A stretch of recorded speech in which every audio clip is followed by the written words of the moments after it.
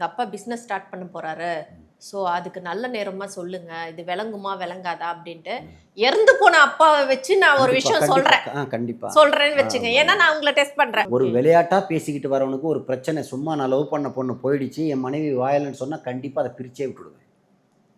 யோசிக்கவே மாட்டேன், சற்றும் யோசிக்க மாட்டேன்.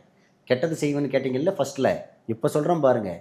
ஒரு விளையாட்டாக ஒரு திமிராக வந்து எனக்கு சும்மாவே ஒரு நெஞ்சு வலிக்குதுன்னு சொல்லிட்டு விளையாட்டாக சொல்கிறவனுக்கு உண்மையான வழியாக இருந்தால் காப்பாற்றலாம், வராதவனுக்கு வர வச்சிருவேன். விளையாட்டாக என்கிட்ட போய் சொன்ன அந்த மாதிரி நான் நிறைய செய்திருக்கிறேன். அப்படியா? சரிங்களா? கூட வர்றவங்களை யாராவது ஒருத்தவங்க 2-3 பேர் வராங்கன்னா அதில் ஒரு கிளாஸாக ஒருத்தவங்க பதில் பேசிக்கிட்டு இருப்பாங்க. சரியா? நீங்கள் அதை பேச சொல்லுவாங்க, இப்படி சொல்லுவாங்க. அது ஏன் சர்வீஸ் எல்லாம் 30 வருஷத்தில் இது நீங்கள் இப்போ தான் பேசுகிறீங்க, நான் 30 வருஷமாகவே இதெல்லாம் பார்த்துட்டு இருக்கிறேன். அப்படியா? சொல்லுப்பா உன் பேர் என்ன? சரி குடும்பமாக சொல்லுவான், விளையாட்டாக சொல்லுவான்.